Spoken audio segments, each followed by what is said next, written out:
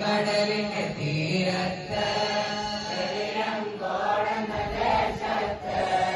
ഒരു പുണ്യവലിയുക ഉറങ്ങുന്നു അവരോട് പേരഴുമരമാലി പരിശുദ്ധ റൗലയോടടുത്ത് ചെന്ന് പരിശുദ്ധ റൗലയോടടുത്ത് ചെന്ന് അല്ലാഹുവിന്റെ നബിയുടെ മദ്ഹ് ചൊല്ല് അല്ലാഹുവിന്റെ നബിയുടെ മദ്ഹ് ചൊല്ല് താഴിട്ട് പോട്ട്